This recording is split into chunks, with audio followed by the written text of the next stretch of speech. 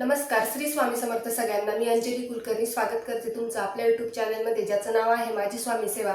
आज मी सांगणार आहे की पार्थिव शिवलिंगाचे असे कोणते 3 फळं आहेत की जे की आपल्याला मिळणार आहेत आणि पार्थिव शिवलिंगामध्ये त्या मातीमध्ये असं काय मिसळायचं आहे जेणेकरून आपल्या इच्छा पूर्ण होणार आहे. अगदी कठीण इच्छा आहेत आपल्या, म्हणजे ज्या 3 इच्छा मी तुम्हाला सांगणार आहे जेणेकरून त्या इच्छा आपल्याला पूर्ण होणार आहे आणि ते पण ह्या पार्थिव शिवलिंगाने आपल्याला ह्या इच्छा पूर्ण होणार आहे. म्हणजे आपण जी पार्थिव शिवलिंग तयार करतो, म्हणजे जी माती घेतो आणि त्या मातीमध्ये आपण जल अर्पण, मी मागच्या व्हिडिओमध्ये सांगितलं होतं की त्या मातीमध्ये आपल्याला जल अर्पण करायचंय. तर ते कसं करायचं, काय करायचं, तुम्ही तो व्हिडिओ नक्की बघा जर तुम्हाला पाहायचा असेल तर.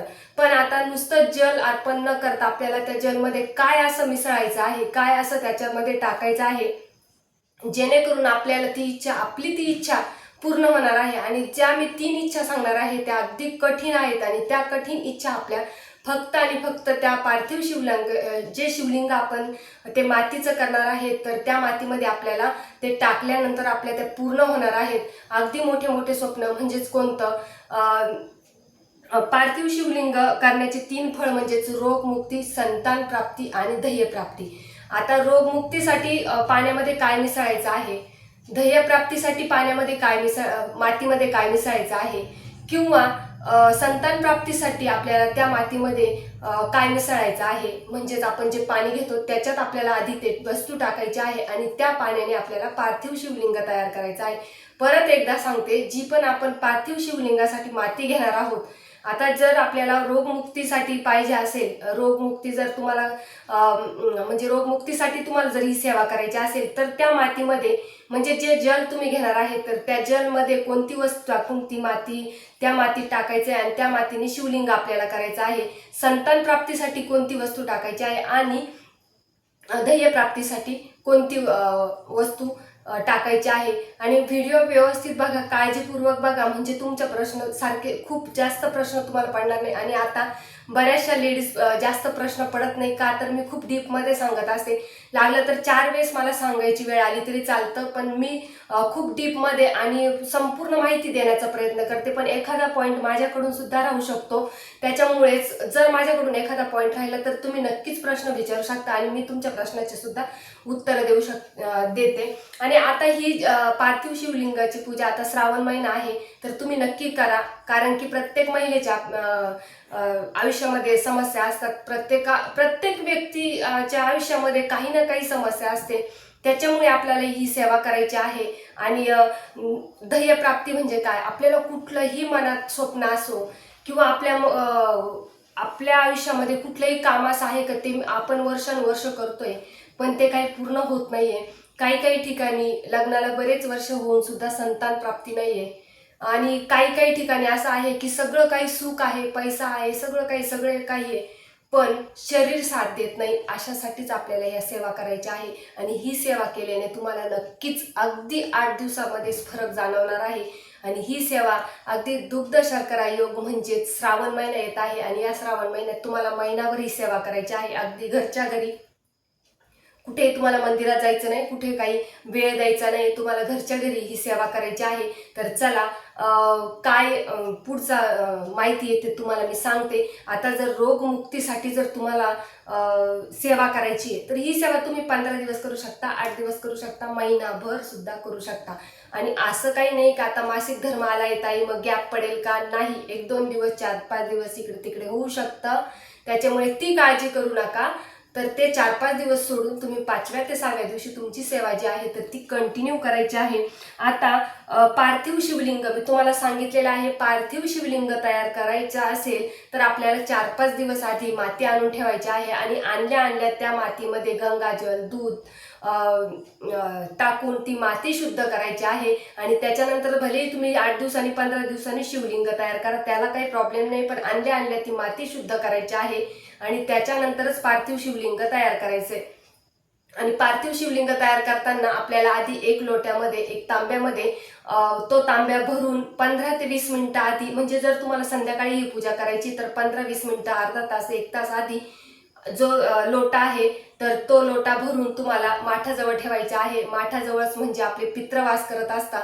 आणि किचन मध्ये आपले जी लक्ष्मी असते तर ती वास करत असते, अन्नपूर्णा वास करत असते. म्हणूनच आपल्याला शास्त्रामध्ये असं सांगितलेलं आहे की लक्ष्मी आपल्या घरामध्ये म्हणजे रात्री सुद्धा एक चक्कर मारत असते, किंवा मधून म्हणजे ते लक्ष्मीचा वास आपल्या घरामध्ये असतो आणि ते आपल्याला जाणवत नसतो. लक्ष्मी येते पण ते आपल्याला कळत नाही. त्याच्यामुळे कधी येईल काय येईल सांगता येत नाही. त्याच्यामुळे किचन हे आपल्याला कायम स्वच्छ ठेवायचं आहे, अस्वच्छ किचन ठेवायचं नाही. जेणेकरून जेव्हा माता लक्ष्मी येते, अन्नपूर्णेचा वास असतो, पितरांचा वास असतो, त्यावेळेस आपलं ॲटलिस्ट किचन तरी स्वच्छ पाहिजे, जेणेकरून आपल्याला कृपा आशीर्वाद त्यांचा मिळत असतो. आता 10-15 मिनिटं ते पाणी ठेवायचं आहे आणि त्या पाण्याने तुम्हाला पार्थिव शिवलिंग तयार करायचं आहे. आता रोगमुक्तीसाठी जर तुम्हाला ही सेवा करायची आहे तर त्या पाण्यामध्ये तुम्हाला एक दुर्वा टाकायची आहे. आणि दुर्वा म्हणजे तुम्ही करायच्या वेळेस जरी ही दुर्वा टाकली, किंवा जे पाणी अर्धा तास 15 मिनिटं 1 तास ठेवलेले आहे त्यावेळेसही टाकली, पण मी तर म्हणते करण्याच्या वेळेत टाका तुम्ही. पाणी फक्त 15-20 मिनिटं आधी किचन म्हणजे माठाजवळ ठेवा आणि त्याच्यानंतर तुम्हाला दुर्वा टाकायची आहे, एक दुर्वा टाकायची आहे आणि त्या पाण्याने तुम्हाला पार्थिव शिवलिंग तयार करायचं आहे. परत एकदा ऐका, जेव्हा तुम्ही ते पाणी घ्याल पार्थिव शिवलिंग तयार करण्याच्या वेळी, त्यावेळेसच तुम्हाला एक दुर्वा त्या पाण्यामध्ये टाकून त्याच पाण्याने तुम्हाला पार्थिव शिवलिंग तयार करायचं आहे. आणि नंतरच जी पण काही तुमची पूजा आहे, सागर संगीत करा, साध्या पद्धतीने करा, तर ती पूजा तुम्हाला करायची आहे. आणि श्रावण महिन्यात मी सांगितलेलं आहे, जर तुम्ही श्रावण महिन्यात श्रावण सोमवारी, महाशिवरात्री, मासिक शिवरात्री यावेळेस जर तुम्ही पार्थिव शिवलिंग केले तर ते शिवलिंग आपल्याला दुसऱ्या दिवशी सकाळी आपण स्नान करून विसर्जन करायचं आहे. विसर्जन करताना आपला शिवलिंगाचा काही भाग थोडा ठेवायचा आहे, जेणेकरून तो आपल्याला दिसला पाहिजे. आणि विसर्जन करतेवेळी आपल्याला त्या भागाकडे बघूनच आपल्या मनातील इच्छा सांगायची आहे आणि म्हणायचं आहे, प्रार्थना करायची आहे की हे देवादिदेव महादेवा, की जी मी ही इच्छा व्यक्त केलेली आहे तर ती लवकरात लवकर पूर्ण हो. जो पण काही माझ्या मागे काही व्याधी लागलेली आहे तर ती निवारू द्या, एवढी प्रार्थना करायची आहे. आणि 5-10 मिनिटात ती माती मऊ होऊन जाते. 5-10 मिनिटांनी ती माती अशी हाताने म्हणजे मेल्ट करून टाकायची, कुस्करून टाकायची आणि ते पाणी तुम्हाला झाडांना टाकायचं आहे, शेतात टाकायचं आहे. जसं तुम्हाला योग्य म्हणजे जसं तुम्हाला शक्य होईल तसं करायचं आहे. आता झालंय रोगमुक्तीसाठी मी तुम्हाला ही सेवा दिलेली आहे. आता त्याच्यानंतर संतान प्राप्तीसाठी काय करायचं आहे, सेवा तीच आहे, फक्त वेगवेगळ्या वस्तू आपल्याला जलमध्ये अर्पण करायच्या आहे. आता संतान प्राप्तीसाठी आता बरेच ठिकाणी असं असतं का खूप 12 वर्ष झाले, 10 वर्ष झाले, 8 वर्ष झाले, पण संतान प्राप्तीचं सुख त्यांना मिळत नाही आणि खूप उपाय करता. मी तर म्हणते अगदी 3 महिने जर तुम्ही न चुकता शिवलिंगावर जल अर्पण केलं आणि ते जल जर तुम्ही रोज घेतलं, घरामध्ये शिंपडलं, घरातल्या व्यक्तींना दिलं, तर तुम्हाला याचा 100% रिझल्ट आहे म्हणजे आहेच. जर तुम्हाला संतान प्राप्तीसाठी जर तुम्ही काही सेवा करत असाल तर मी तर म्हणते 3 महिने तुम्ही शिवलिंगावर जल अर्पण करा. तर चला, रोगमुक्तीसाठी मी सांगितलेलं आहे, दुर्वा टाकून ते त्या जलाने आपल्याला पार्थिव शिवलिंग तयार करायचं आहे. दुसरा आहे संतान प्राप्तीसाठी. संतान प्राप्तीसाठी जे तुम्ही पहिले सांगितलंय का 10-15 मिनिटं माठाजवळ ठेवायचंय, तसंच पाणी ठेवायचंय. आणि त्याच्यानंतर तुम्ही जेव्हा आता संतान प्राप्तीसाठी जर तुम्ही ही सेवा करत असाल तर त्या जलमध्ये तुम्हाला गाईचं दूध मिक्स करायचंय. 1 चमचा, अर्धा चमचा, जसं तुमचं, असं काही नाही खूप वाटीभर द्या. 1च चमचा त्या जलमध्ये गाईचं दूध त्याच्यामध्ये टाकायचं आहे आणि त्या पाण्याने पार्थिव शिवलिंग तयार करायचं आहे. आणि त्याच्यानंतर तुम्हाला जी पण काही तुमची पूजा आहे तर ती पूजा करायची आहे. आता ज्या वेळेस आपण गाईचं दूध म्हणजे किती पवित्र मानलं जातं, गाईला आपण गोमाता मानतो आणि गाईमध्ये आपण शास्त्रानुसार 33 कोटी देवतांचा वास असतो असं समजलं जातं आणि तसं आहे. आणि गोमाता म्हणजे आपल्याला कधीच निराश करणार नाही. त्याच्यामुळे गाईचं दूध त्या पाण्यामध्ये मिसळून त्या पाण्याने पार्थिव शिवलिंग तुम्हाला करायचं आहे. आणि पहिले जे सांगितलेलं आहे तसंच हे पण करायचं आहे. दुसऱ्या दिवशी पार्थिव शिवलिंगाचं विसर्जन करायचं आहे आणि काही भाग आपल्याला ठेवायचा आहे, जेणेकरून तो दिसेल आणि आपल्याला मनातील इच्छा सांगायची आहे का हे देवादिदेव महादेव जी पण आता तुमची संतान प्राप्तीसाठी तुमच्या मनात काय आहे तर ते सांगायचं आहे आणि त्याच्यानंतर ते विसर्जन करून पाणी झाडाला टाकायचंय. आता तिसरं जे आहे ध्येय प्राप्तीसाठी सगळ्यात महत्वाचं म्हणजे सगळ्या मानवी जीवाला असतेच अडचण, कुठलं ना कुठलं ध्येय हे आपण ठेवतो आणि ते पूर्ण व्हावं हे आपण आतोनात प्रयत्न करतो. पण माझं एक म्हणणं आहे, जर आपण सेवा करतोय ध्येय प्राप्तीसाठी, कुठलेही स्वप्न पूर्ण करण्यासाठी, कुठली प्रॉपर्टी असो, स्वप्न असो, नोकरी असो, लग्नात नोकरी असो, आता ध्येय प्राप्ती म्हणजे आपल्याला हे पाहिजे, ते पाहिजे, ते पाहिजे, ते पाहिजे आपल्या मनात असतं. पण त्याचबरोबर तुम्हाला कष्ट सुद्धा तेवढेच गरजेचे आहे. कष्टाला पर्याय नाही. तुम्ही म्हणाल मी सेवा करतो आणि मग मला फळच मिळालं नाही, पण तुमचे कष्ट सुद्धा तेवढे प्रामाणिक पाहिजे, तुमचे कर्म सुद्धा तेवढेच जबरदस्त प्रामाणिक पाहिजे, तेव्हाच आपल्याला कुठेतरी सेवेचं फळ मिळतं. आणि आता तुम्हाला ध्येय प्राप्तीसाठी मी तुम्हाला जसं रोगमुक्तीसाठी संतान प्राप्तीसाठी सांगितलंय, तसंच त्या पाण्यामध्ये तुम्हाला आता ते प्रोसिजर सगळी तीच करायची आहे. सगळं काही तेच करायचंय. 10-15 मिनिटं माठाजवळ ठेवायचंय आणि त्या पाण्यानेच करायचंय. फक्त मी काय सांगितलं आहे की रोगमुक्तीसाठी दुर्वा टाकून त्या पाण्याने करायचं आहे पार्थिव शिवलिंग. संतान प्राप्तीसाठी गाईचं दूध मिसळून त्या पाण्याने पार्थिव शिवलिंग तयार करायचं आहे. आणि आता ध्येय प्राप्तीसाठीच म्हणजे कुठलंही काम आपलं मार्गी लागणार आहे, कुठलंही काम आपलं अडकलेलं आहे तर ते या सेवेने पूर्ण होणार आहे. तर आता ध्येय प्राप्तीसाठी त्या पाण्यामध्ये तुम्हाला चंदन घासून टाकायचं आहे. आता चंदनाचं मिळतं, साण असते बघा, आपण काही काही ठिकाणी बऱ्याच ठिकाणी अजूनही आहे, साण घेतात, चंदनाचं खोड घेऊन येतात आणि ते उगाळतात. आता माझ्याकडे आहे पण मी ते वरती ठेवलेलं आहे. जर उद्या परवा शक्य झालं तर मी नक्कीच सुरुवातीला व्हिडिओमध्ये दाखवेल. आणि बऱ्याच ठिकाणी माहिती असतं, आता साण केंद्रामध्ये पण आपल्याला मिळून जाते किंवा कुठेतरी धार्मिक दुकान असेल जिथे पूजेचं सामान मिळतं तिथं साण मिळूनच जाते आणि चंदनाचं खोड सुद्धा मिळतं. तुम्ही तपास करा, मिळूनच जातं.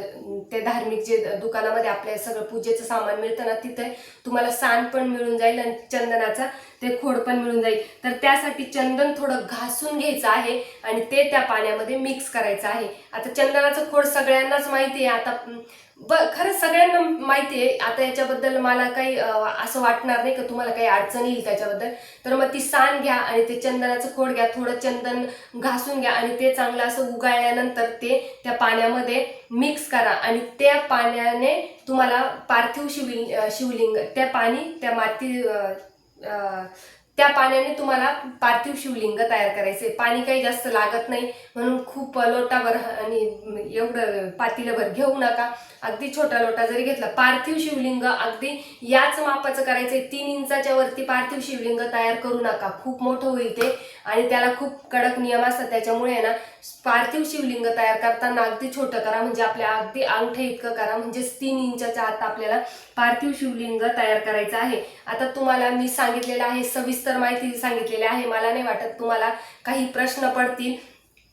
तरी काही प्रश्न असतील जे की माझ्याकडून राहून गेलेले असतील तर मी वारंवार सांगत असते की कमेंट बॉक्समध्ये मला प्रश्न विचारू शकता आणि मी त्याचं उत्तर सुद्धा देईल. तर तुम्हाला या 3 गोष्टींसाठी वेगवेगळ्या गोष्टी त्या पाण्यामध्ये टाकायचं आहे आणि त्या पाण्याने पार्थिव शिवलिंग तयार करायचं आहे. आता ही सेवा ताई कोणी करू शकतं का? तर ही सेवा कोणीही करू शकतं. ही सेवा तुम्ही जास्तीत जास्त संध्याकाळच्या वेळेस करा, जेणेकरून आपल्याला त्वरित फळ मिळणार आहे.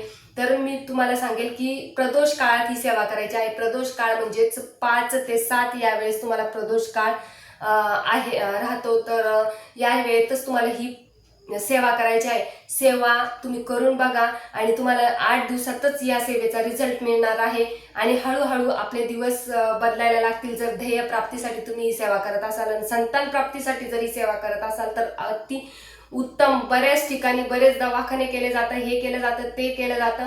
तर त्यावेळेस तुम्ही रोगमुक्तीसाठी संतान प्राप्तीसाठी ही सेवा का करू नये? खूप काही वेळ लागणार नाही. पार्थिव शिवलिंग तुम्ही दुपारी जरी करून ठेवलं, म्हणजे पार्थिव शिवलिंग तुम्ही 5-5:30ला करायचं आहे आणि लगेच 5-10 मिनिटं थोडंसं सुकू द्यायचं आणि लगेच ही सेवा करायची आहे. तुम्हाला काही वेळ लागणार आहे का, याच्यात काही खर्च आहे का. मी तर सगळ्या सेवा खूप, आणि बऱ्याच ताई म्हणतात तुमच्या सेवा खूप सोप्या असतात. माझ्या सेवा सोप्या तर असतातच, पण तेवढ्याच 100% फलदायी सुद्धा असतात. तुम्ही करून बघा. फक्त व्हिडिओ बघण्यापेक्षा तुम्ही हे प्रॅक्टिकल करून बघा, आणि तुमच्या आयुष्यात नाही, तुमच्या आयुष्याचं सोनं झाल्याशिवाय राहणार नाही. एवढी जर सेवा केली तर सगळेच प्रॉब्लेम, सगळ्याच समस्या आपल्याला दूर होतील. तर नक्की सेवा करून बघा. श्रावण महिन्यात तुम्ही महिनाभर जर ही सेवा केली तर तुम्हालाच तुमचा फरक जाणवेल. तर चला, सेवा करा आणि अनुभव घ्या. काही प्रश्न असतील तर नक्कीच विचारा. तर झालेली सेवा स्वामी चरणी अर्पण करते. श्री स्वामी समर्थ.